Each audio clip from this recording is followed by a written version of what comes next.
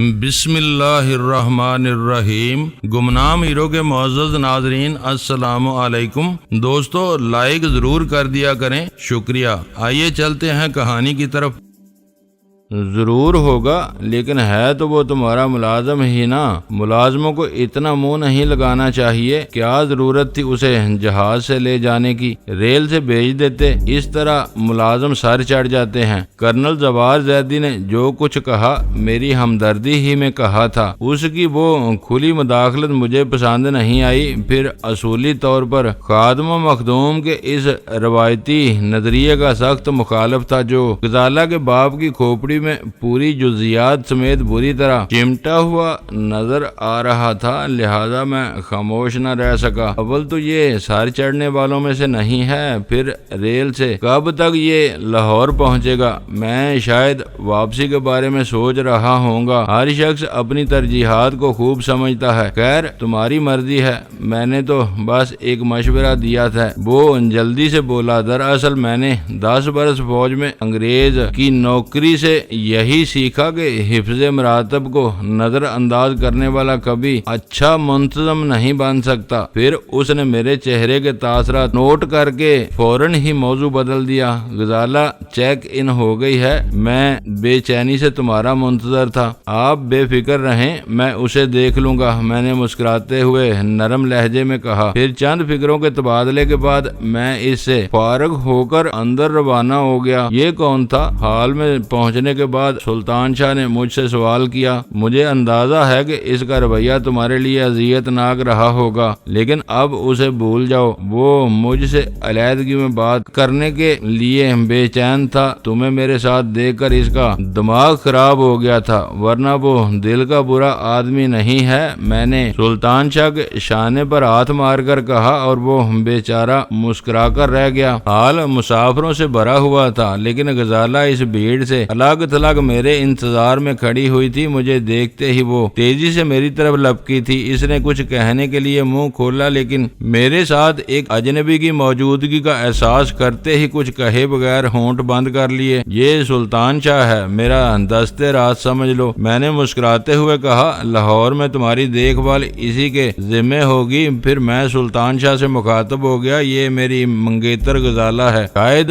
سلطان شاہ کے لیے کسی خوبصورت لڑکی سے یوں متعارف ہونے کا وہ پہلا موقع تھا، لہٰذا وہ بے بسی سے دانت نکال کر رہ گیا اور غزالہ میرے قریب کھسک آئی۔ آپ کو کافی دیر ہو گئی، اس نے شکایت آمیز لہجے میں کہا۔ مجھے تشویش ہونے لگی تھی۔ باتیں بعد میں ہوں گی، پہلے بورڈنگ کارڈ لے لو، میں نے مسکراتے ہوئے کہا، اور سلطان شاہ کو ساتھ لے کر کاؤنٹر کے سامنے لگی ہوئی قطار میں کھڑا ہو گیا۔ باہر ملنے والا سوسر تو نہیں تھا تمہارا؟ سلطان شاہ نے دھیمی آواز میں سوال کیا اور میں چونک پڑا۔ تمہیں کیسے معلوم ہوا؟ بس اندازہ۔ وہ میری آنکھوں میں آنکھیں ڈال کر بھرپور انداز میں مسکرایا۔ پہاڑوں سے سمندر تک ویسے تو 4 صوبے ہیں، مگر بہت سی باتیں ہر جگہ مشترک ہیں۔ ہماری طرف بھی ہر شخص اپنے داماد کو دونس میں لینے پر تلا رہتا ہے۔ تم احمق ہو۔ وہ مجھے دونس میں نہیں لے رہا تھا، بس ذرا جلایا ہوا تھا۔ وہ اس موضوع پر بلا وجہ مجھ سے الجھنے لگا اور میں بھی وقت گزاری کے لیے اس کی گفتگو میں دلچسپی لینے لگا۔ اس کا خیال تھا کہ بعض علاقوں میں شادی کے لیے خطیر رقم لڑکیوں کے والدین کو ادا کی جاتی تھی، اور بڑے شہروں میں لوگ پیسے کے بل پر اچھے داماد خریدنے کی فکر میں رہتے تھے۔ لیکن دامادوں کے ساتھ ہر سسر کا رویہ ایک ہی ہوتا ہے، خواہ وہ زر خرید ہو یا خریدار۔ کاؤنٹر پر باری آنے پر ہی وہ موضوع ختم ہو سکا۔ بورڈنگ کارڈ لینے کے بعد ہم تینوں سیکیورٹی کے مرحلے سے فارغ ہوئے اور پھر لانج کی طرف جانے والی راہداری میں داخل ہو گئے۔ اسے ساتھ لینا تو ہمارے پروگرام میں شامل نہیں تھا، غزالہ نے پرتجسس لہجے میں پوچھا۔ قابل اعتماد آدمی ہے، میں نے دھیمی آواز میں کہا۔ ضرورت پیش آئی تو ہمارے لیے سر دڑ کی بازی لگا دے گا، لیکن وہاں ایسی نوبت ہی کیوں آئے گی؟ حالات بدلتے دیر نہیں لگتی۔ جب ہم جا ہی رہے ہیں تو کیوں نہ پوری تیاری کے ساتھ جائیں، اور کچھ نہیں تو سلطان شاہ کم از کم تمہاری ہی دیکھ بھال کرتا رہے گا۔ غزالہ کے ہونٹوں پر مسکراہٹ تیر گئی۔ گئی تو یوں کہیے کہ اسے میرے محافظ کے طور پر ساتھ لیا ہے، لیکن آپ دیکھ لیں گے کہ کوئی برا وقت آیا تو میں اپنا دفاع خود ہی کر لوں گی اور وہ تماشا دیکھتا رہ جائے گا۔ میں سارا ہلا کر رہ گیا۔ وسیع و عریض کیبن کو فضا میں طیارے کے جیٹ انجنوں کا شور ایک دھیمے تسلسل کے ساتھ گونج رہا تھا۔ تقریباً ساری ہی نشستوں پر مسافر موجود تھے، لیکن ہر ایک اپنے ہی قول میں مگن تھا۔ مجھے اور سلطان شاہ کو کھڑکی سے متصل نشستیں ملی تھیں، جبکہ غزالہ درمیانی حصے میں ہم سے خاصی دور بیٹھی تھی۔ طیارہ فضا میں بلند ہونے کے بعد جب حفاظتی بیلٹ باندھے رکھنے سے متعلق روشن ہدایت معدوم ہو گئی تو میں نے سلطان شاہ کو آگے بھیج کر غزالہ کو اپنے ساتھ والی نشست پر بلا لیا تھا تاکہ لاہور میں اترنے کے بعد کے پروگرام پر گفتگو ہو سکے۔ جب تک میں کراچی میں رہا، لاہور کا پروگرام بناتے ہوئے کسی بھی لمحے میری طبیعت میں کوئی جذباتی ابال نہیں آیا، لیکن طیارہ فضا میں بلند ہوتے ہی مجھے لاہور کی سرزمین سے اپنے بچپن اور لڑکپن کے جذباتی رشتے یاد آنے لگے۔ لاہور کی سرزمین پر میں نے اپنی اس بد نصیب ماں کی کوکھ سے جنم لیا تھا جو زیادہ دن تک اپنے سہاگ کی خوشیاں نہ منا سکی، اور میں بچپن ہی میں یتیم ہو گیا۔ بڑی ماں جو میرے والد صاحب کی پہلی بیوی تھی بہت تند خو اور تحکم پسند تھی، ان کی میری ماں سے کبھی نہ بن سکی۔ دوسری طرف شاید انہی کی شے پر میرے دونوں ستیلے بھائی بھی میرے ساتھ تحقیر امیز سلوک کرتے تھے۔ والد صاحب کی وفات کے بعد ہم دونوں کچھ ہی دن اس چھت کے نیچے رہ سکے اور پھر ہمیں خانماں برباد کر دیا گیا۔ ماں میرے وجود کی گہرائیوں سے ایک دردناک چیخ ابری جو لبوں تک پہنچنے سے پہلے ہی دم توڑ گئی۔ کسی قدر قربانیاں دی تھی میری ماں نے میرے لیے، کتنی آرزوؤں کے ساتھ مجھے تعلیم کے زیور سے آراستہ کر رہی تھی۔ وہ سہاگ سے محرومی کے بعد اس کے مستقبل کی ہر امید کا محور محض میری ذات بن کر رہ گئی تھی، لیکن میں خود کو ماں کی امیدوں کا اہل ثابت نہ کر سکا۔ گمبھیر گھریلو فضا میں میرے ذہن میں بچپن کی معصومانہ سوچ کبھی پیدا نہ ہو سکی۔ میں اپنے گرد و پیش میں یہی دیکھتا تھا کہ ہر گھرانے میں کفالت کی ذمہ داری مردوں کے شانے پر تھی، عورتیں محض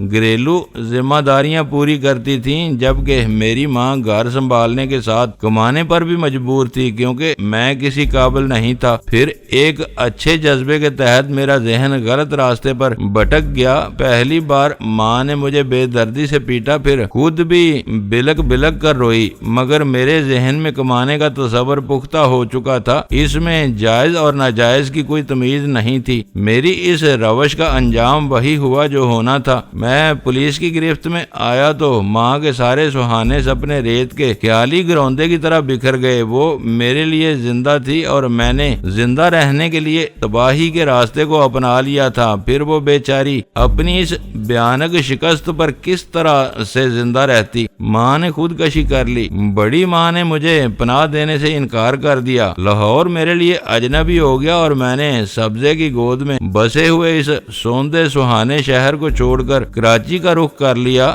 جہاں ہر طرف مشینوں کا راج تھا اور انسان بھی محض پیسہ بنانے کی مشینیں نظر آتے تھے۔ اس شہر میں سب ایک دوسرے کے لیے اجنبی تھے۔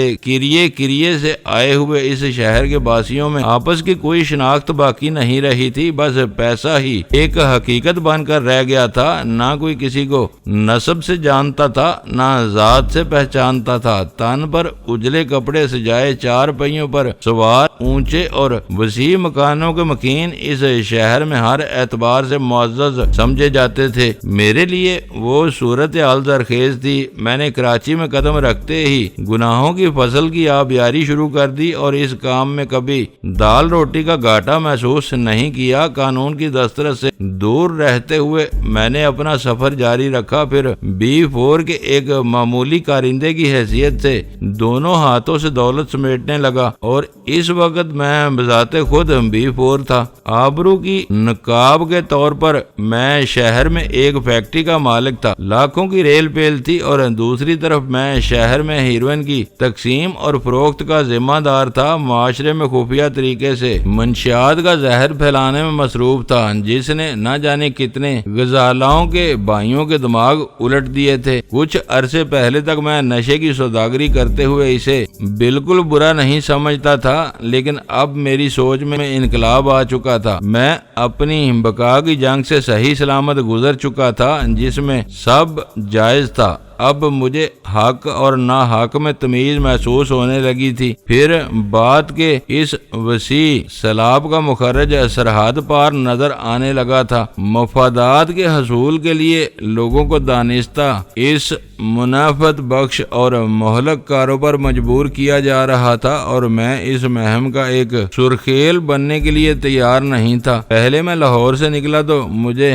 بدی کی تلاش تھی، کمانے کی آسان راہوں کی جستجو تھی، اور اب اسی برائی کی بیخ کنی کے لیے میں PIA کے دیو پیکر طیارے میں لمحہ بے لمحہ لاہور سے قریب تر ہوتا جا رہا تھا۔ وقت ہر درد کا بہترین درما ہوتا ہے، اس کا صحیح ادراک مجھے اسی وقت معلوم ہوا۔ برسوں پہلے جب بڑی ماں نے سوتیلے بھائیوں کے مظالم تازہ تھے تو میرے دل میں دور تک اس کے لیے کوئی نرم گوشہ نہیں تھا، لیکن اس وقت میں غزالہ کے ساتھ بیٹھا کچھ اور ہی سوچ رہا تھا۔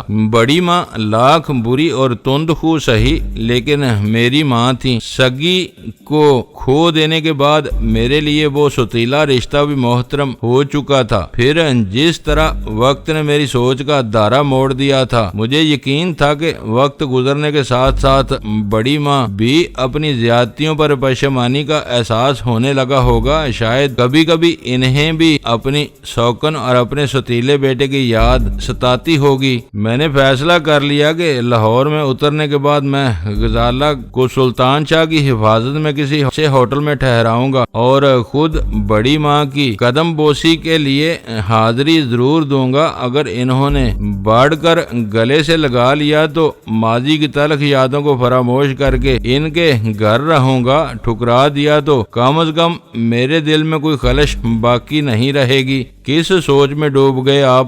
غزالہ کی دھیمی ترنم ریز آواز نے مجھے چونکا دیا۔ لاہور پہنچنے کے بعد ہماری حکمت عملی کیا ہونا چاہیے؟ میں نے اس کی طرف دیکھتے ہوئے پرخیال لہجے میں سوال کیا۔ ہمارا مقصد ایک ہی ہے لیکن محاذ مختلف ہیں، اس نے سنجیدگی کے ساتھ کہا۔ میں سمجھا نہیں، میں نے الجھن امیز لہجے میں کہا۔ مجھے سینڈیکیٹ کی سرگرمیوں کے بارے میں کھوج لگانا ہے اور آپ کو A2 کا سراغ لگانا ہے، وہ تقریباً سرگوشیانہ لہجے میں بولی۔ میں الگ الگ رہ کر کام کرنا ہوگا تاکہ کسی ایک کی وجہ سے دوسرے کے کام میں رکاوٹ پیدا نہ ہو۔ ویسے بھی ہم الگ رہ کر ایک دوسرے کے لیے زیادہ مفید ثابت ہو سکتے ہیں۔ سطح سمندر سے 35,000 فٹ کی بلندی پر تمہاری عقل خوب کام کر رہی ہے، میں نے کہا۔ سچی بات تو یہ ہے کہ اس وقت میں بھی انہی خطوط پر سوچ رہا تھا، لیکن مشکل یہ ہے کہ میں پہلی مرتبہ لاہور آئی ہوں، وہ بولی۔ ایسا نہ ہو کہ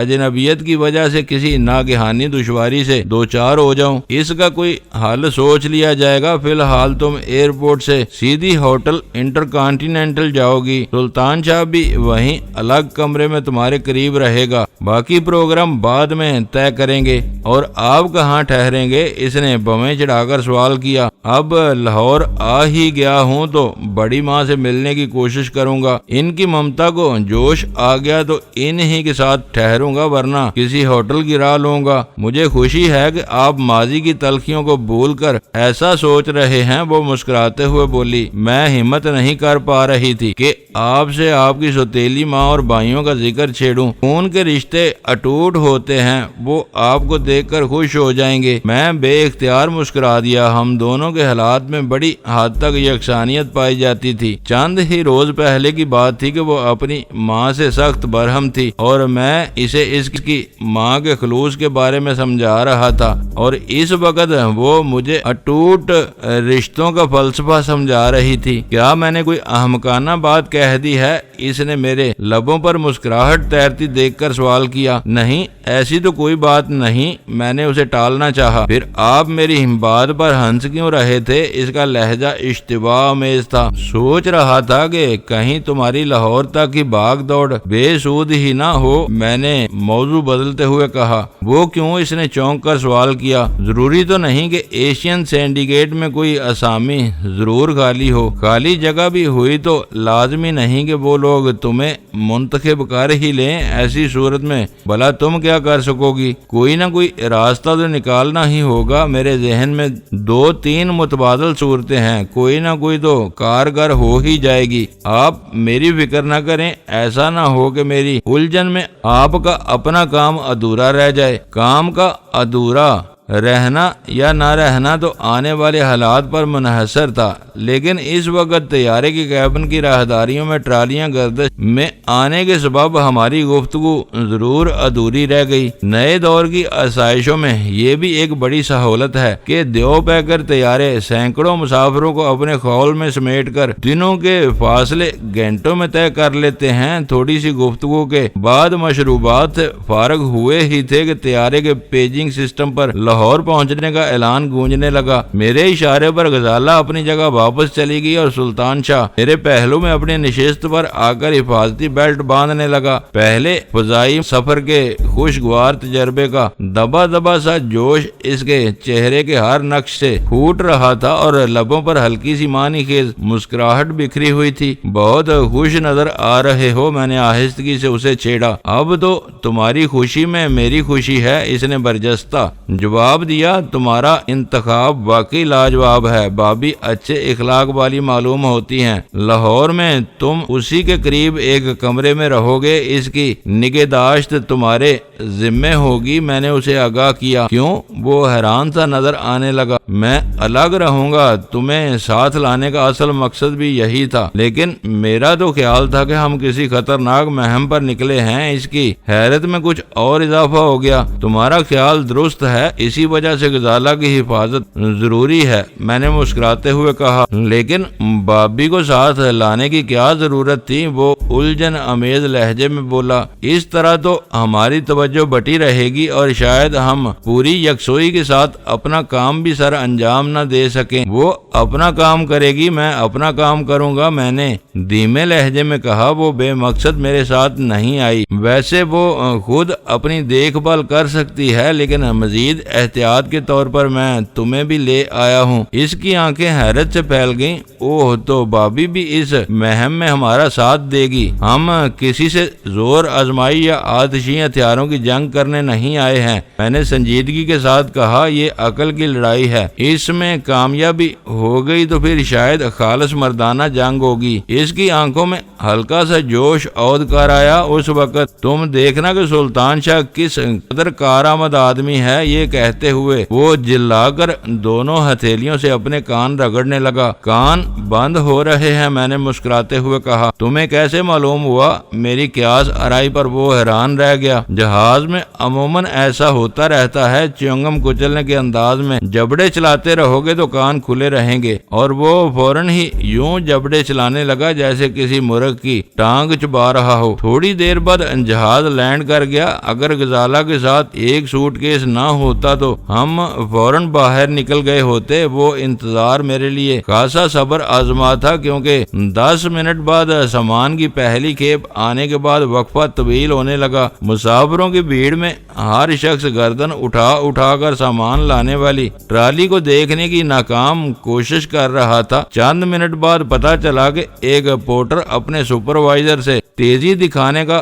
حکم ملنے پر چراغ پا ہو گیا تھا، جس کے نتیجے میں مسافروں کے اسباب کو چھوڑ چھاڑ کر اس کے ساتھیوں نے رن وے پر ہنگامہ کھڑا کر دیا تھا۔ خدا خدا کر کے کافی دیر بعد وہ ہنگامہ فروغ ہوا اور اعلیٰ افسران کی مداخلت پر سامان کی آمد شروع ہو گئی۔ باہر نکلنے کے بعد ہم تینوں ایک ٹیکسی میں ایک بڑے ہوٹل کی طرف روانہ ہو گئے۔ وہاں تیسری منزل پر ایک دوسرے سے متصل 2 کمرے بآسانی خالی مل گئے۔ میں غزالہ اور سلطان شاہ کو ان کے کمروں میں پہنچا کر وہاں سے لوٹ آیا۔ ٹیکسی میں اپنے آبائی محلے کی طرف جاتے ہوئے میں ناقابل بیان ہیجان میں مبتلا ہونے لگا۔ میرے ذہن میں اس گلی کا ایک ایک گوشہ گھومنے لگا جس میں میں نے اپنے بچپن کا کچھ حصہ نہایت بے بسی کے ساتھ گزارا تھا۔ میں اسی گلی میں باپ کے سائے سے محروم ہو کر سوتیلے بھائیوں کے رحم و کرم پر رہ گیا تھا۔ وہ وقت اچھا تھا۔ اس کے بعد بھی ایک طویل مدت گزر چکی تھی۔ مجھے امید تھی کہ اس وقت کے خاموش دارے نے سوتیلے بھائیوں کے دلوں میں اور نفرت کی آگ کو سرد کر دیا ہوگا، اور جب طویل مدت کے بعد مجھے اچانک اپنے روبرو پائیں گے تو خون کا جوش ہر ایک پر حاوی ہو جائے گا اور وہ بے اختیار مجھے اپنے گلے سے لگا لیں گے۔ ٹیکسی میرے بتائے ہوئے راستوں پر بڑھتی رہی۔ کھلی سڑک کے بعد قدرے تنگ اور پرپیچ راستوں کی باری آئی تو توجہ سے ڈرائیور کی رہنمائی کرنا پڑی، لیکن اس نے ایک دم گاڑی روک دی تو میں چونک پڑا۔ رک کیوں گئے؟ گلی میں تھوڑی ہی دور چلنا ہے، میں نے اس کو ٹوکا۔ گاڑی آگے نہیں جا سکتی باؤ جی۔ ڈرائیور نے میری طرف سر گھما کر بے بسی سے دیکھا۔ آگے کافی چوڑی کھلی ہوئی نالی نے راستہ بند کیا ہوا ہے۔ 20-22 برس کی پہاڑ جیسی مدت گزر گئی، لیکن گلی کے درمیان پر وہ کھلی نالی جوں کی توں موجود تھی۔ پہلے بھی اس نالی کی وجہ سے کوئی سواری گلی میں داخل نہیں ہو پاتی تھی۔ اس زمانے سے پہلوان کے بیٹے کے پاس محلے کی اکلوتی موٹر سائیکل ہوتی تھی، جسے لے جانے کے لیے اس نے نالی کے ایک سرے پر تختہ رکھ کر مٹی اور گارے میں دبا دیا تھا۔ اس طویل مدت کے بعد سطح پر نہ جانے کتنی بار نمائندے چنے گئے تھے، لیکن وہ نالی جوں کی توں موجود تھی۔ شاید اس لیے کہ اس گلی کے اسرت زدہ مکینوں میں کوئی بھی اس قابل نہیں ہو سکا تھا کہ خریدی ہوئی کار کو گھر کے دروازے پر کھڑا کرنے کا ارمان پورا کر سکے۔ میں کرایہ ادا کر کے اترا اور گلی کی طرف بڑھتے ہوئے غیر ارادی طور پر بائیں سرے پر نگاہ ڈالی تو دھندلائی ہوئی روشنی میں نالی کے ایک سرے پر شیدے پہلوان کے بیٹے کا تختہ تک جوں کا توں نظر آیا، اور محلے کی غلاظت کو سمیٹ کر قریبی نالے میں دفن کرنے والی اس قدر متفن تھی کہ دیمک نے بھی اس تختے کا رخ کرنے کی حماقت نہیں کی تھی۔ اندر تھوڑے تھوڑے فاصلے پر ایستادہ اسٹریٹ لیمپس کی ناکافی روشنی میں گلی میں خاصی رونق تھی۔ بچوں کی بھاگ دوڑ اور چیخو پکار میں بڑوں کے ہیبلے بھی نظر آ رہے تھے۔ میں ماضی کے دھندلکوں میں ڈوبا ہوا گلی میں آگے بڑھتا رہا۔ میری صحت زدہ نگاہیں چہروں کا طواف کر رہی تھی، لیکن وہاں چھوٹے سے بڑے تک ہر چہرے میرے لیے اجنبی تھا۔ البتہ گلی اور اس کے مکانات شناسا تھے، ان میں رنگ و روغن کا فرق آیا تھا یا پھر بعض در و بام سے بوسیدگی کے آثار ظاہر ہونے لگے تھے۔ اس کے سوا سب کچھ وہی تھا جو میں نے برسوں پہلے آخری بار دیکھا تھا۔ مشینی انداز میں میرے قدم اٹھتے رہے اور پھر میں اس بند چوبی دروازے کے سامنے ٹھہر گیا جس پر ٹاٹ کا پردہ جھول رہا تھا۔ پہلے میرے دل میں خیال آیا کہ اچانک ہی دروازہ کھول کر اندر چلا جاؤں اور بڑی ماں کو حیران کر دوں، لیکن مجھے اپنے اس خیال پر زیادہ غور کرنے کی مہلت نہیں مل سکی۔ ایک اجنبی کو دروازے کے سامنے رکا ہوا دیکھ کر قریبی چبوترے سے ایک کڑیل نوجوان تیر کی طرح میری طرف آیا تھا۔ کیا بات ہے، کس سے ملنا ہے؟ اس نے کڑے تیوروں سے میرے سراپا کا جائزہ لیتے ہوئے سوال کیا۔ اپنے آبائی محلے میں اپنے ہی گھر کے سامنے وہ باز پرس مجھے کچھ پسند نہ آئی اور میں نے اسے گھورتے ہوئے تلخ لہجے میں کہا، جس سے ملنا ہے اسے خود تلاش کر لوں گا، تمہیں مشیلچی بننے کی ضرورت نہیں۔ اس نے گراتے ہوئے بلا تعمل میرے گریبان پر ہاتھ ڈالنا چاہا، لیکن اسی لمحے میرا بایاں ہاتھ تیزی کے ساتھ گردش میں آیا اور وہ بے خبری میں کان پٹی پر گھونسا کھا کر لڑکھڑاتا ہوا زمین پر گر گیا۔ شاید چبوترے پر بیٹھے ہوئے لڑکوں کی ٹولی اسی طرف متوجہ تھی، کیونکہ میرے حریف کے گرتے ہی گلی میں شور ہو گیا اور پھر ہم دونوں کے دوبارہ صاف آراہ ہونے سے قبل ہمارے گرد بھیڑ جمع ہو گئی۔ مجھ سے مار کھانے والا کئی لوگوں کی گرفت میں تھا اور مغلظات بکتے ہوئے بار بار میری طرف جھپٹنے کی ناکام کوشش کر رہا تھا۔ اس اثناء میں شور و گل کے نتیجے میں گلی کے بہت سے مکانوں کے دروازے کھل گئے تھے۔ ٹاٹ کے بوسیدہ پردے کے پیچھے بھی دروازہ واہ ہوا۔ میری نگاہیں مسلسل اسی طرف مرکوز تھیں۔ پردہ ہلا اور لمحہ بھر کے لیے میری آنکھیں خیرہ ہو گئیں۔ برجستہ میرے ذہن میں ٹاٹ اور مخمل کی مثال ابری تھی، کیونکہ بڑی بڑی وحشت زدہ آنکھوں سے سجا ہوا وہ حسین اور مخملی چہرہ کسی بھی دل میں آگ لگانے کے لیے کافی تھا۔ نہ جانے وہ کون تھی، بڑی ماں کے گھر میں کیا کر رہی تھی۔ پھر مجھے خیال آیا کہ کہیں وہ بڑی ماں کی بہو یعنی میری باوج نہ رہی ہو۔ بہرحال وہ جو بھی تھی اس محلے کی تھی، اور شاید اسی کے حسن فتنہ خیز کے باعث گلی کے لڑکے اس چوکھٹ کی رضا کرانہ دربانی پر تلے رہتے تھے۔ میں کسی اور دروازے کے سامنے رکا ہوتا تو شاید کوئی مجھ سے کسی قسم کا تعارض نہ کرتا۔ وہ گھبرایا ہوا حسین و جوان چہرہ ایک جھلک دکھا کر بند دروازے کے پیچھے رپوش ہوا تو مجھے اچانک ہی اپنی خطرناک پوزیشن کا احساس ہوا۔ وہ لاکھ میرا آبائی گھر صحیح، مگر اس وقت میں محلے میں اجنبی تھا۔ اگر لوگوں کے اس قول کو میری نیت پر ذرا بھی شبہ ہو جاتا تو بڑی مشکلات سے دو چار ہو سکتا تھا، لہذا میں نے فوراً ہی بولنا شروع کر دیا۔ میں منشی اقبال مرحوم کا بیٹا ہوں، یہ ہمارا آبائی گھر ہے۔ میں اپنی بڑی ماں سے ملنے آیا تھا کہ یہ بلا وجہ مجھ سے الجھ پڑا۔ میں نے مجمع میں کسی کو مخاطب کیے بغیر اونچی آواز میں کہا، جھوٹا ہے یہ۔ میرا حریف غصیلے لہجے میں داڑا، یہاں کون چھوٹی بڑی ماں رہتی ہے؟ کسی نے مضحکانہ لہجے میں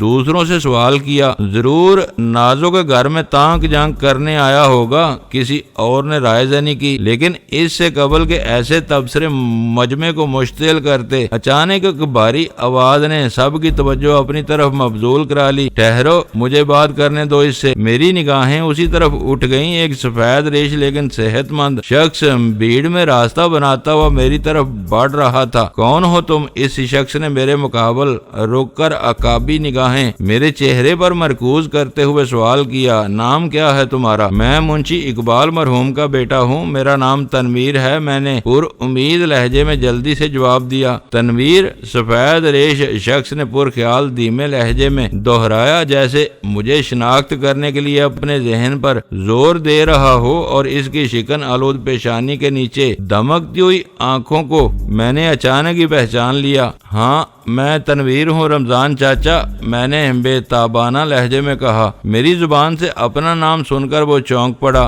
بچپن کی بھولی بسری موہوم سی یادوں کے ہجوم سے اس کا نام اچانک ہی میرے ذہن میں ابھرا تھا، اور وہ شخص ہمارا پرانا محلے دار تھا، اور شاید واحد شخص تھا جس نے والد مرحوم کی وفات کے بعد ہمارے گھریلو جھگڑوں میں دخل انداز ہو کر اپنی سی ہر کوشش کر ڈالی تھی کہ بڑی ماں مجھے اور میری ماں کو در بدر کی ٹھوکریں کھلانے کے ارادے کو ترک کر دیں، مگر وہ بیچارہ ہمارے نوشتہ تقدیر کو کسی طرح نہیں بدل سکا تھا، اور جب ہم آخر کار گھر سے نکالا گیا تو وہ محض تماشا ہی دیکھتا رہ گیا۔ تنویر؟ بوڑھے نے سر ہلاتے ہوئے شناسائی کے انداز میں دہرایا، اور پھر اس کا محبت امیز داہنا ہاتھ میرے شانے پر جم گیا۔ ہاں مجھے یاد آ گیا، برسوں پرانی بات ہے، منشی اقبال کی وفات کے بعد تم اپنی ماں کے ساتھ یہاں سے نکالے گئے تو شاید تمہاری عمر 4-5 برس کی تھی، اب تو ماشاءاللہ جوان ہو گئے ہو، کہاں ہو اور آج ادھر کیسے آ نکلے؟ میں جواب میں ایک لفظ بھی نہ کہہ سکا، بوجھل اور دل گرفتہ انداز میں خاموش کھڑا رہا۔ رمضان چاچا سے ہونے والی گفتگو نے گلی کے لڑکوں کو شرمندہ کر دیا تھا، البتہ میرے ہاتھوں پٹنے والا بدستور مجھے خوشگوار نگاہوں سے گور رہا تھا۔ جاؤ تم لوگ یہاں کھڑے کیا کر رہے ہو؟ رمضان چاچا نے بزرگانہ شان سے ان سب کو پھٹکارا، یہ اسی گلی کا بچہ ہے، برسوں بعد ادھر آیا ہے، آؤ بیٹے۔ یہ کہتے ہوئے رمضان چاچا میرا ہاتھ تھام کر ایک طرف چل دیے، مگر چاچا اس نے مجھ پر ہاتھ اٹھایا ہے، میرے ساتھوں پٹنے والے نے احتجاج امیز لہجے میں شکایت کی۔ دفع ہو جا، رمضان چاچا کی گراہٹ گونجی، میں سب سن رہا تھا، سب دیکھ رہا تھا، پہلے تو نے ہی اس کے گریبان پر ہاتھ ڈالا تھا، بدماش کہیں کا، اور وہ بھی مایوسانہ انداز میں وہاں سے کھسک گیا۔ رمضان چاچا محبت امیز اپنائیت کے ساتھ مجھے اپنے گھر کی بیٹھک میں لے گئے اور میرے بھرپور انکار کی پرواہ کیے بغیر میرے لیے چائے تیار کرا لی۔ مجھ پر اس وقت ایک لمحہ باری گزر رہا تھا، دل و دماغ میں ایک عجیب سا ہیجان برپا تھا، اور میری پوری کوشش تھی کہ جلد از جلد بڑی ماں اور سوتیلے بھائیوں کے متعلق بات شروع کر دوں۔ اتنے عرصے سے تم کہاں تھے بیٹے؟ آخرکار رمضان چاچا کو میرے بارے میں بات چھیڑنے کا خیال آ ہی گیا۔ کراچی چلا گیا تھا، میں نے دھیمی آواز میں کہا۔ میرے شہر کی جگہ تنگ ہو گئی تھی، لیکن کراچی میں اتنے برسوں میں مجھے ایک بھی اجنبیت کا احساس نہیں ہوا۔ رمضان چاچا نے پرخیال انداز میں اپنے سر کو یوں ہلایا جیسے برسوں پرانی بھولی بسری یادوں کو ذہن میں مجتمع کر رہا ہو، پھر قدرے سکوت کے بعد بولے، ماں کی موت کے بعد اس شہر میں تمہارا رہ ہی کون گیا تھا؟ اچھا ہی ہوا کہ تم نے لاہور چھوڑ دیا۔ وقت اور فاصلہ ہر زخم کے لیے مرہم کا کام دیتا ہے۔ خود ہی دیکھ لو کہ آج تم بڑی ماں کو ڈھونڈتے اس محلے میں آئے ہو جہاں سے بڑی بے دردی کے ساتھ نکالے گئے تھے، مگر بڑی ماں کہاں ہے؟ رمضان چاچا، میں نے موقع ملتے ہی ان کی بات کاٹ کر سوال کر ڈالا۔ مجھے تو اب اپنے آبائی گھر کی جگہ بھی اجنبی سی لگ رہی ہے۔ وہ لوگ برسوں پہلے مکان بیچ کر چلے گئے۔ رمضان چاچا کی آواز میرے کانوں میں پڑ گئی۔ اب وہاں صادق بابو رہتا ہے، تمہارے بھائیوں نے مکان خریدا تھا، وہ لوگ خود کہاں گئے؟ میں نے تجسس امیز لہجے میں سوال کیا۔ پتہ نہیں، پہلے سنا تھا کہ وہ یہاں سے گھر بیچ کر گلبرگ چلے گئے تھے۔ تھوڑے دن کچھ محلے داروں سے بھی ملنا جلنا رہا، پھر شاید انہوں نے گلبرگ والا مکان بھی چھوڑ دیا، کرائے پر گئے تھے۔